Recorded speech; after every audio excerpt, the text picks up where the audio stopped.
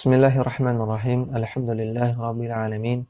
Shalatu wassalamu ala nabiyyina Muhammadin wa ala alihi wa sahbihi ajma'in, amma ba'd. Kembali kita membaca kitab Syarhul Qawaidil Arba'. Nabi SAW tidak membeda-bedakan pelaku kemusyrikan, baik yang menyembah berhala ataupun menyembah orang soleh, maka dianggap sama-sama musyrik dan semuanya diperangi. Wad-dalilu, kata musannif, dalilnya adalah qauluhu ta'ala, firman Allah Ta'ala, wa qatiluhum hatta la takuna fitnatun wa yakuna ad-dinu lillahi. Dan perangilah mereka sampai tidak ada lagi fitnah, wa yakuna ad-dinu, dan sampai ad-din di sini artinya al-amalus salih atau artinya ibadah. Sebagaimana kita sudah bahas tentang makna-makna dari ad-din. Ad-din di sini artinya al-ibadah atau al-amal saleh. Sampai ibadah hanya diserahkan kepada Allah Subhanahu wa taala. Surat Al-Baqarah ayat 193. Kita lihat penjelasan dari Syekh Shalih Al-Fauzan. Beliau mengatakan, qauluhu wad-dalil qauluhu ta'ala, wa qatiluhum hatta la takuna fitnah. Ay ad-dalilu ala qitalil musyrikina min ghairi tafriqin bainahum. Maksudnya dalil yang memerintahkan untuk memerangi orang-orang musyrik tanpa membeda-bedakan di antara mereka. Hasba ma'budatihim, tidak membeda-bedakan mereka berdasarkan sesembahan mereka. Yang di ayat di atas adalah dalil bahwasanya Rasulullah sallallahu alaihi wasallam diperintahkan oleh Allah untuk memerangi orang-orang musyrikin tanpa dibeda-bedakan. Karena di sini lafadznya umum, waqatiluhum. Hum di sini umum dalam bentuk dhamir yang bermakna umum. Perangilah mereka semua, orang-orang musyrikin. Tanpa dibeda-bedakan dia nyembah apa? Apakah nyembah berhala ataukah nyembah wali? Apakah nyembah batu atau nyembah nabi? Tidak dibeda-bedakan.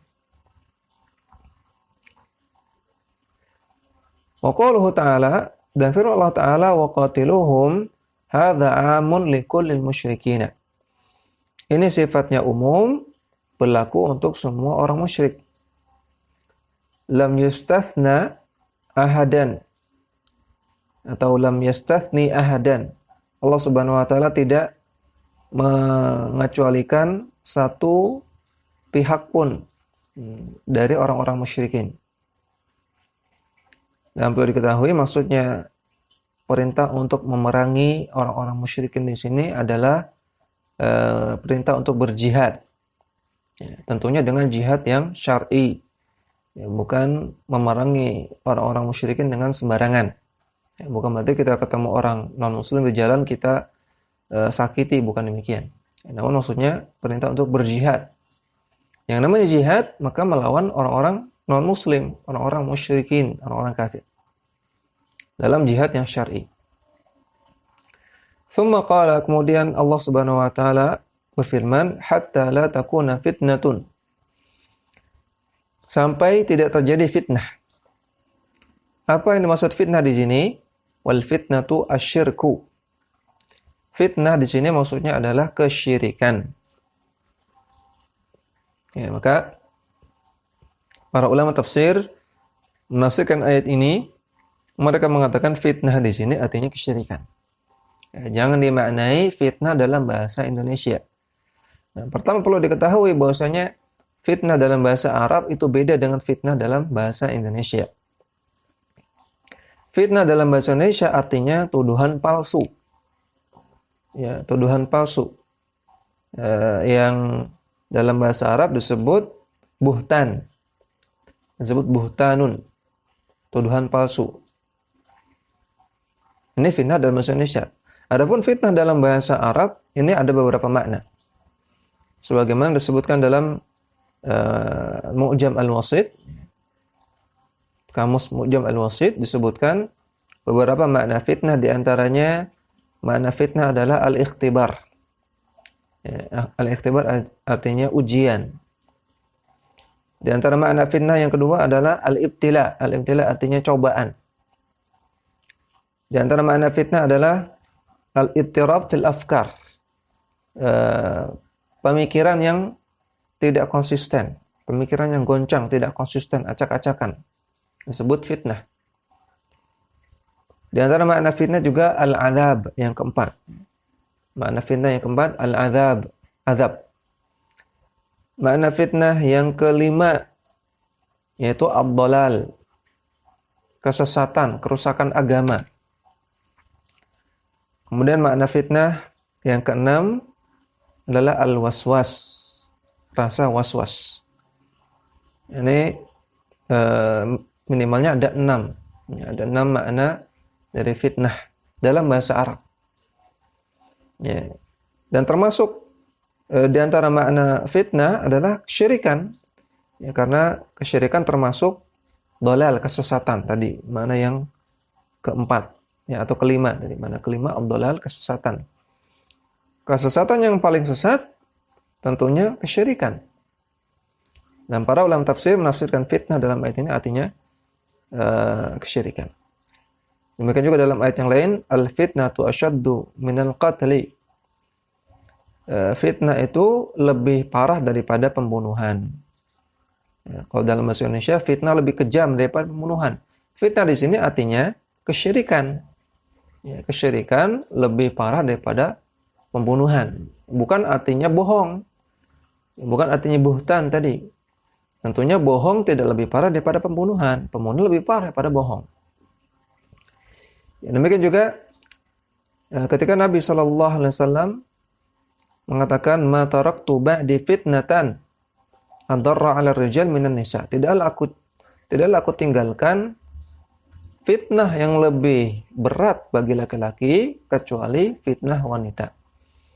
Fitnah di sini artinya al-ibtila, cobaan.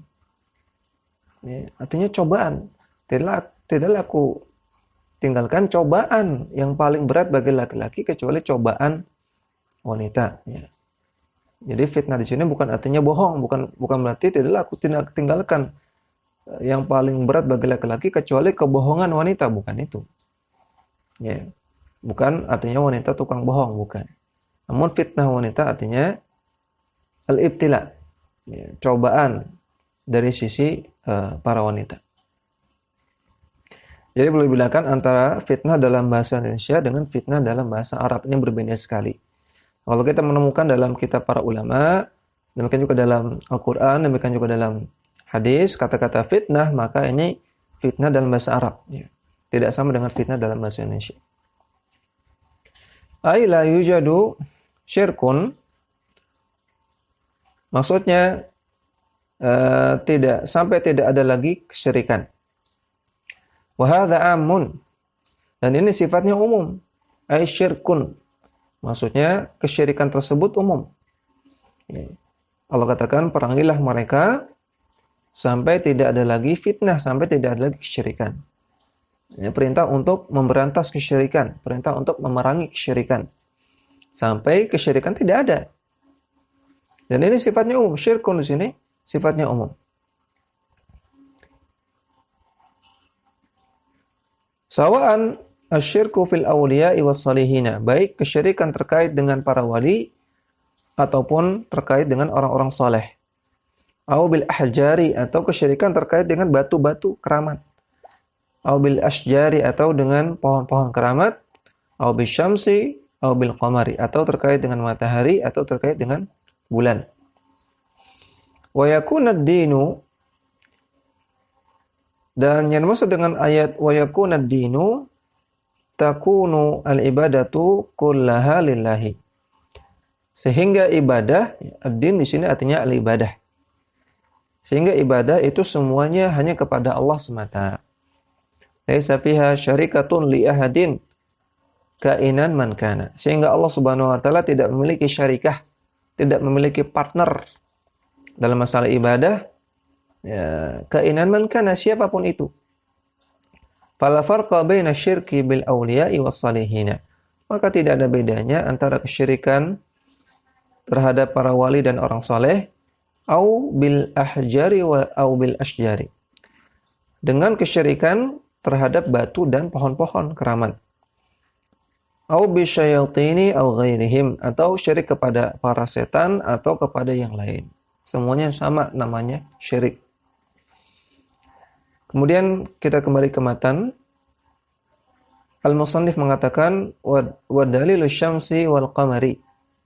Dalil bahwasanya orang-orang musyrikin zaman dahulu menyembah matahari dan bulan. Ya. Tujuan di sini Musannif menyebutkan ini adalah untuk membantah orang-orang yang mengatakan bahwasanya orang-orang musyrikin zaman dahulu hanya menyembah berhala. Ya. Di awal kaidah ketiga ini Musannif mengatakan bahwasanya di tengah masyarakat ketika Nabi diutus, di antara mereka ada yang menyembah berhala dan juga ada yang menyembah wali, ada yang menyembah orang soleh. Sehingga orang-orang yang menyembah orang soleh zaman sekarang berarti sama saja seperti orang-orang musyrikin zaman dahulu. Nah, mungkin di antara mereka, di antara orang-orang yang suka menyembah orang soleh, ada yang tidak terima. Mereka mungkin mengatakan, wah nggak mungkin. Setahu saya, orang-orang musyrikin zaman dahulu cuma menyembah berhala. Itu yang diingkari oleh Rasulullah. Ya. Tidak ada yang menyembah wali, tidak ada yang datang ke kuburan orang soleh, tidak. Yang diingkari oleh Rasulullah hanya yang menyembah berhala saja. Ya. Maka di sini Musannif membawakan dalil sebagai bukti bahwasanya orang-orang musyrikin zaman dahulu juga ada yang menyembah matahari dan bulan, menyembah malaikat, menyembah orang soleh, menyembah nabi dan lain. Tidak hanya menyembah berhala. Qauluhu ta'ala, firman Allah Ta'ala, wa min ayatihi al-lail wan nahar wasyamsu wal qamar. Di antara ayat-ayat Allah adalah malam, siang, matahari dan bulan. La tasjudu lisyamsi wala lil qamari. Janganlah kalian bersujud kepada matahari dan janganlah kalian bersujud kepada bulan. Surat Fussilat ayat 37. Ya, maka ini jelas sekali. Allah Ta'ala katakan, la tasjudu lisyamsi wala lil qamari. Janganlah kalian sujud kepada matahari, janganlah kalian sujud kepada bulan. Ini menunjukkan ada orang yang menyembah matahari, ada orang yang menyembah bulan. Di zaman Nabi, di saat ketika ayat ini turun. Kita lihat penjelasan Syekh Shalih Fauzan. Dalla ala anna hunaka man yasjudu lisyamsi wal qamari. Ayat ini menunjukkan bahwasanya ada orang yang menyembah matahari dan bulan. Walihadza naha ar-Rasul sallallahu alaihi wasallam 'anis salati 'inda tulu'i syamsi wa 'inda ghurubiha. Oleh karena itu Rasulullah sallallahu alaihi wasallam melarang untuk salat di saat matahari terbit dan juga di saat matahari tenggelam. Kita lihat catatan kaki nomor 1, kama fi hadits Abdullah bin Umar, sebagaimana dalam hadis Abdullah bin Umar radhiyallahu anhuma, anna Rasulullah sallallahu alaihi wasallam qala, bahwasanya Rasulullah bersabda, la yataharra ahadukum fa yusalli 'inda tulu'i syamsi wala 'inda ghurubiha. Janganlah salah seorang di antara kalian bersengaja untuk salat ketika matahari terbit dan juga ketika matahari tenggelam. Akhrajahu al-Bukhari, hadis ini riwayat Al-Bukhari dan juga Muslim, hadisnya sahih. Maka ada larangan salat ketika matahari terbit, ya, yaitu setelah subuh sampai waktu duha. Ya, sampai waktu duha ini waktu terlarang salat. Demikian juga ketika matahari tenggelam, yaitu beberapa saat sebelum salat maghrib. Sekitar 20 atau 15 menit sebelum salat maghrib. Ini adalah waktu larangan salat. Ya. Saddan lidzari'ati, untuk menutup semua sarana menuju keburukan. Lianna hunaka man yasjudu lisyamsi 'inda tulu'iha. Karena ada orang yang menyembah matahari ketika dia terbit. Wa yasjudu laha, dan bersujud kepadanya. 'Inda ghurubiha, ketika tenggelam matahari. Fanuhina an nusalliya fi hadainil waqtaini. Maka kita dilarang untuk sholat di dua waktu tersebut agar kita tidak seperti mereka, agar kita tidak seperti orang-orang yang menyembah matahari. Maka ditutup celah ya untuk ditutup celah supaya sama sekali kita tidak terjerumus kepada perbuatan mereka. Wa in kanatis sholatu lillahi, walaupun salat yang kita lakukan di waktu tersebut ikhlas hanya untuk Allah Subhanahu wa taala, namun tetap dilarang. Lakin lamma kana fi sholati fi hadzal waqti musyabahatun li fi'lil musyrikin, namun ketika salat di waktu tersebut di dua waktu tersebut ini menyerupai perbuatan orang-orang musyrik, muni'a min dzalika, maka dilarang untuk melakukannya. Saddan li dzari'ati, sebagai upaya untuk menutup celah kepada keburukan. Allati tufdi ila syirki, yang bisa membawa kepada kesyirikan. Wa Rasulullah sallallahu alaihi wasallam jaa bin nahyi 'inda syirki wa saddi dzari'atihi wa saddi dzara'ihi al-mufdiyati ilaihi. Sedangkan Rasulullah SAW datang dengan membawa larangan berbuat kesyirikan dan membawa dan melakukan penutupan terhadap semua sarana yang bisa membawa seseorang kepada kesyirikan. Ya, Rasulullah tidak hanya melarang kesyirikan, namun juga Rasulullah menutup semua celah yang bisa membawa kepada kesyirikan. Kemudian kembali ke atas, wa dalilul malaikati, dalil bahwasanya di zaman dahulu ada orang menyembah malaikat. Qauluhu ta'ala, firman Allah Ta'ala, wala ya'murakum an tattakhidhu al-malaikata wan nabiyyina arbaba.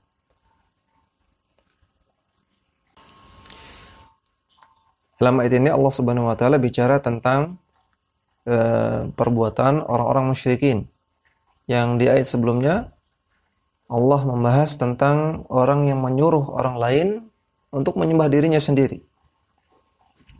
Kemudian dalam ayat ini Allah Ta'ala katakan wala ya'murakum an tattakhidul malaikata wan nabiyyina arbaba. Atau orang yang mengatakan untuk memerintahkan, orang yang memerintahkan kalian untuk menjadikan malaikat dan nabi sebagai sesembahan selain Allah Subhanahu wa taala. Maka di ayat ini, ayat 80 dan ayat 79, Allah Subhanahu wa taala menyebutkan dua perkataan orang musyrikin. Di antara orang musyrikin ada yang menyuruh orang lain untuk menyembah dirinya. Di ayat 79. Di ayat 80 Allah Ta'ala sebutkan di antara perkataan orang musyrikin adalah menyuruh orang lain untuk menyembah malaikat dan nabi. Surah Al-Imran ayat 80. Ya, Syekh Shalih Fauzan menjelaskan qauluhu wa dalilul malaikati ila akhirih dalla ala anna hunaka man abadal malaikata wan nabiyina. Ayat ini menunjukkan bahwasanya ada orang menyembah malaikat dan para nabi. Wa anna dzalika syirkun, dan bahwasanya perbuatan tersebut adalah kesyirikan. Karena Allah Subhanahu wa taala sedang menyebutkan perkataannya orang-orang musyrik. Yang pertama, perkataan orang musyrik nyuruh untuk menyembah dirinya, yang kedua nyuruh untuk menyembah malaikat dan nabi. Maka tidak mungkin kalau tidak ada orang menyembah nabi, tidak ada orang menyembah malaikat, tidak mungkin kalau tidak ada. Tapi Allah di sini menyebutkan, membahas. Apakah Allah Ta'ala membahas perkara yang sia-sia? Ya, tentu Allah Subhanahu wa Ta'ala tersucikan dari kesia-siaan. Allah mustahil melakukan kesia-siaan. Allah bahas, tapi faktanya nggak ada. Ini nggak mungkin. Ya, maka ini menunjukkan ada orang menyembah malaikat dan nabi. Wa ubadul kuburi al-yawma yaquluna, sedangkan para penyembah kuburan di zaman sekarang mereka mengatakan alladzi ya'budul malaikata wan nabiyyina was salihina laisa bikafirin. Orang menyembah malaikat atau menyembah nabi atau menyembah orang soleh bukanlah orang kafir. Padahal Allah Subhanahu wa taala sebutkan dalam ayat di atas orang yang memerintahkan untuk menyembah malaikat dan nabi ini termasuk perkataan orang musyrik. Sedangkan orang penyembah kubur bilang tidak kafir. Maka ini bertentangan dengan firman Allah Subhanahu wa taala. Kemudian kembali ke atas, wa dalilul anbiya'i, dan dalil bahwasanya orang zaman dahulu ada yang menyembah para nabi. Qauluhu ta'ala, firman Allah taala, wa idz qala Allah ya Isa ibn Maryam, ketika Allah taala katakan wahai Isa bin Maryam, a anta qulta lin-nasi, apakah engkau berkata kepada manusia, ittakhiduni wa ummiya ilahaini min dunillahi, jadikanlah aku dan ibuku Maryam sebagai dua sesembahan selain Allah Subhanahu wa taala.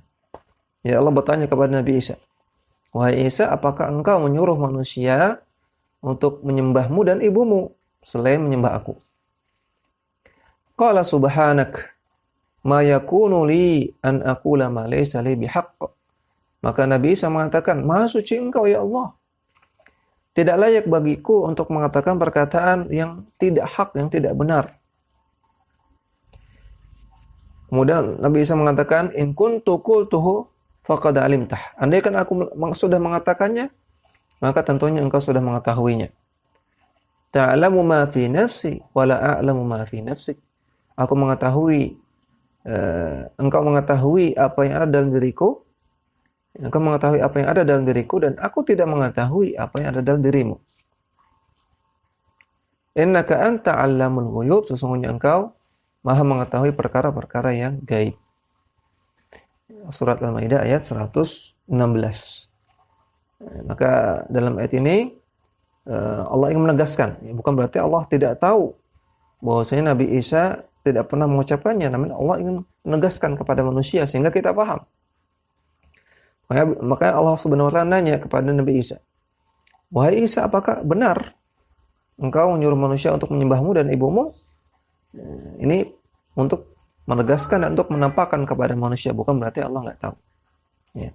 Allah itu Allamul Ghuyub, Maha mengetahui. Ya. Mungkin Allah ada perkara yang Allah tidak ketahui. Makanya Nabi Isa mengatakan, andaikan aku mengatakan demikian, tentunya engkau sudah mengetahuinya. Ya. Aku tidak tahu tentang dirimu secara menyeluruh, ya Allah, dan engkau yang tahu tentang diriku. Kemudian kita lihat syarah dari Syekh Shalih Fauzan. Wa quluhu wa dalilul anbiya ila akhirih. Hadza fihi dalilun ala anna ibadatal anbiya'i syirkun mithla ibadatil asnam. Dalam ayat ini menunjukkan bahwasanya menyembah para nabi ini merupakan kesyirikan, sama seperti menyembah berhala. Fa fi raddun ala man farraqa fi dzalika min ubadil quburi. Maka dalam ayat ini terdapat bantahan bagi para penyembah kubur yang membeda-bedakan hal tersebut. Fahadha fi raddun ala haula'i alladzina yaquluna. Maka ayat ini merupakan bantahan kepada orang-orang yang mengatakan inna syirka ibadatul asnami. Syirik itu kalau nyembah berhala saja. Wala yusawwa indahum baina man abadal asnama wa baina man abada waliyan. Dan jangan disamakan antara yang menyembah berhala dengan yang menyembah wali. Rajulan salihan, atau menyembah orang soleh. Ini kata mereka, jangan disamakan. Yang kami sembah orang soleh, wali, nabi.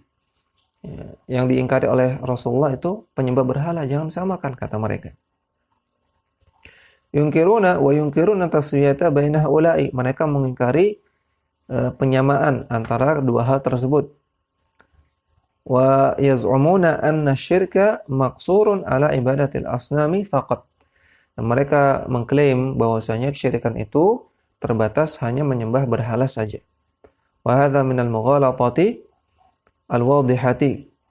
Maka ini merupakan kekeliruan yang sangat-sangat terang, kekeliruan yang sangat-sangat jelas min nahiyataini, dari dua sisi. An-nahiyatul ula, sisi yang pertama, annallaha jalla wa ala fil Qur'ani ankara ala al-jami'i. Allah jalla wa ala dalam Al-Qur'an mengingkari semuanya. Ya, baik menyembah berhala walaupun yang menyembah orang soleh. Wa amara bi qitalil jami'i, dan Allah Subhanahu wa taala memerintahkan untuk memerangi semuanya. An-nahiyatu tsaniyatu, sisi yang kedua, anna Nabiy sallallahu alaihi wasallam lam yufarriq baina abidi sanamin wa abidi malakin aw rajulin salih. Nabi sallallahu alaihi wasallam tidak membeda-bedakan antara yang menyembah berhala dengan yang menyembah malaikat ataupun yang menyembah orang soleh. Semuanya dikatakan musyrikun. Semuanya dianggap kafir dan diperangi. Demikian yang bisa kita baca, mudah-mudahan bermanfaat. Wassallallahu ala nabiyina Muhammadin wa ala alihi wa sahbihi wasallam. Dakwah semampumu.